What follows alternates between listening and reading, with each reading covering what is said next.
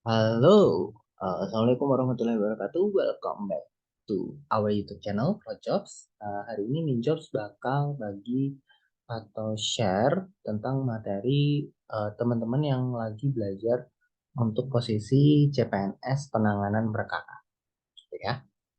Apa aja sih kisi-kisinya gitu ya? Ada kemampuan umum sama khusus. Kemampuan umumnya ini ada tentang Pancasila, kewarganegaraan, pengantar ilmu hukum, pengantar hukum Indonesia, geografi, ekonomi, sejarah, sosiologi, seni budaya, olahraga, politik, hingga agama dan teknologi. Kalau kemampuan khususnya ada perundang-undangan tentang kejaksaan, administrasi data, operasi perangkat lunak dan pengolahan data, penyusunan laporan, pengetahuan hukum acara pidana, dan pengetahuan umum hukum acara perdata. Contoh soalnya kayak gimana nih gitu ya? Yuk kita simak. Nomor satu, apa yang menjadi syarat utama agar sebuah persidangan dianggap sah dalam hukum acara pidana? A. Kepatuhan terhadap etika dan moralitas hukum. B. Keberatan terhadap keputusan pengadilan. C. Kepemilikan bukti yang cukup oleh penuntut umum. Atau D. Kepatuhan terhadap prinsip dasar keadilan dan persamaan di hadapan hukum. Oke, coba tebak jawabannya. Ya, benar yang D ya, yang paling panjang gitu. Tapi intinya sidang yang dianggap sah itu ya karena ini prinsipnya harus terpenuhi, yaitu persamaan di hadapan hukum. Equality before the law. Tuh, law, hukum ya. Nah, terus next soalnya, apa yang dimaksud dengan prinsip ne bis in idem dalam hukum acara pidana? A. Larangan melakukan tindakan yang merugikan pihak tertentu. B. Larangan ganda terhadap pemidanaan ganda untuk tindakan yang sama. C. Prinsip kebebasan individu dalam menghadapi sidang pengadilan. Dan D. Kewajiban memberikan bukti yang cukup dalam sidang pengadilan. Jawabannya yang mana?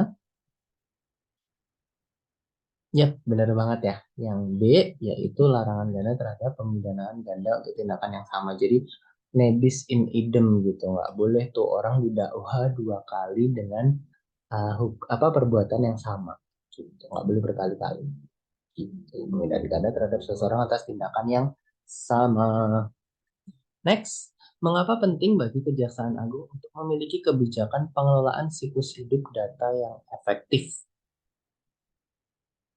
A. Menjaga keamanan data dari ancaman cyber. B. Mengurangi biaya penyimpanan data. C. Memastikan data yang tidak diperlukan dihapus dengan aman. Atau D. Memberikan hiburan bagi kesejahteraan pegawai. Jawabannya yang mana kira-kira? Udah kayak yang jawaban yang aku ini bisa dicoret ya. Teman-teman kalau nanti lagi apa ujian SKB itu langsung aja jawabannya yang kira-kira yang mendekati. Jawabannya adalah yang C ya, memastikan data yang tidak diperlukan dihapus dengan aman gitu. Siklus hidup data yang efektif. Jadi biar efektif kayak gitu. Hapusnya pun harus yang aman gitu ya. Mengoptimalkan penggunaan penyimpanan jadi nggak banyak storage yang dipakai, menjaga keberlanjutan keamanan data kayak gitu. Dan yang dihapus tuh harus benar-benar dihapus secara aman gitu loh. Jadi nggak bisa disalahgunakan orang lain. Next, apa peran teknologi blockchain dalam mengatasi tantangan integritas data dalam administrasi perkara di Kejaksaan Agung? Jadi ada teknologi baru ya, blockchain ini untuk administrasi perkara itu gimana nih? Tuh, kira-kira A. Meningkatkan kecepatan akses data. B. Menyederhanakan proses administrasi. C. Menjamin keamanan dan keabsahan data. Atau D. Mengurangi kebutuhan penyimpanan data.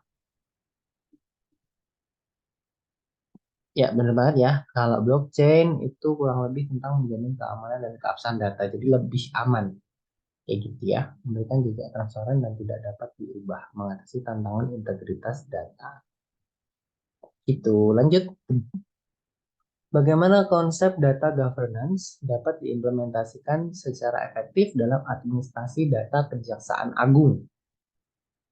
A. Penggunaan password yang kompleks, jadi kayak ribet gitu passwordnya ya, dan cara macam-macamnya kayak gitu. Pembentukan tim ahli keamanan cyber. C. Penerapan kebijakan dan prosedur pengelolaan data yang ketat. Atau D. Penggunaan algoritma enkripsi yang canggih. Konsep data governance itu gimana? Kira-kira yang panjang ya. Tentang penerapan kebijakan dan prosedur pengelolaan data yang ketat. Jadi biar terjaga keamanannya. Ya, konsep data governance ini mencakup penerapan kebijakan dan prosedur yang ketat untuk mengelola, melindungi, dan mengamankan data. Ini mencakup aspek-aspek seperti keakuratan, keamanan, dan privasi data. Next, apa yang menjadi langkah kritis dalam penyusunan laporan perkara di Kejaksaan Agung untuk memastikan keberlanjutan dan informasi? Yang jadi langkah kritisnya yang mana? A. Penerapan gaya penulisan formal, B. Penggunaan istilah hukum yang kompleks, C. Penyelarasan data dengan kebijakan privasi, atau D. Menambahkan sebanyak mungkin rincian teknis. Jawabannya apa? Ya, yang C ya, penyelarasan data dengan kebijakan privasi. Itu langkah kritis tuh dalam penyusunan laporan perkara. Itu menggunakan penyelarasan data dengan kebijakan privasi untuk memastikan bahwa informasi yang disajikan sesuai dengan regulasi dan norma-norma privasi yang berlaku. Jadi nggak mengganggu privasi si orang yang sedang sidang. Bagaimana strategi penyajian data kompleks dapat diterapkan agar laporan perkara tetap informatif dan mudah dipahami?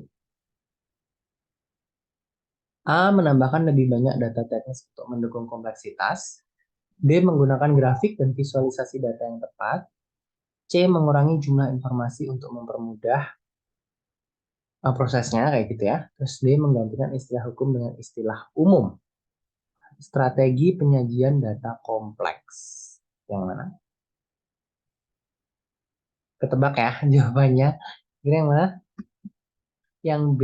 Jadi menggunakan grafik dan visualisasi data yang tepat. Nah, kalau kompleks itu kan susah tuh dibaca. Mending dibuat grafik dan visualisasi data. Kayak gitu. Lebih-lebih kalau grafiknya itu gerak gitu. Lebih bagus lagi, lebih informatif. Ya. Lanjut. Apa fungsi dari lembaga peradilan dalam sistem hukum? Menyusun undang-undang, menyelesaikan sengketa hukum, mengeksekusi kebijakan pemerintah, dan memberlakukan aturan etika dalam masyarakat. Yang benar adalah ketebak ya. Menyelesaikan sengketa hukum. Namanya peradilan ya. Kalau yang lain itu bukan, menyusun undang-undang itu DPR. Gitu. Next, apa perbedaan antara hukum privat dan publik? A. Hukum privat mengatur hubungan antar individu, sedangkan hukum publik mengatur hubungan negara dengan individu. B. Hukum privat hanya berlaku di sektor swasta, sedangkan hukum publik berlaku di sektor publik. C. Hukum privat hanya mengatur perusahaan swasta, sedangkan hukum publik mengatur perusahaan milik negara. Atau D. Hukum privat berlaku di dalam negeri dan hukum publik berlaku di luar negeri. Pemahamannya tentang hukum privat sama hukum publik gimana nih? Menurut kamu, jawaban yang tepat adalah yang A ya. Hukum privat itu mengatur hubungan antara individu, kalau hukum publik mengatur hubungan antara negara dengan individu. Itu ya. Next, apa yang dimaksud dengan norma hukum? Norma hukum ya. Kumpulan peraturan yang mengatur perilaku manusia dan masyarakat, prinsip-prinsip etik yang harus diikuti oleh seorang hakim, aturan main dalam permainan sepak bola, atau pemahaman hukum yang berkembang dalam masyarakat tertentu. Kira-kira yang ya A ya, kumpulan peraturan yang mengatur perilaku. Kan norma itu tentang perilaku nih, dalam masyarakat. Begitu. Hukum, norma hukum, kumpulan peraturan yang mengatur perilaku manusia dalam masyarakat. Yang mengatur perilaku manusia misalnya lembaga-lembaga yang berkembang. Oke, cukup sekian buat jabatan ini gitu ya. Silahkan komen di bawah kalau mungkin ada minjuk yang keliru ataupun juga mau request soal-soal lain terkait jabatan ini. Semoga sukses buat ujian CPNS-nya.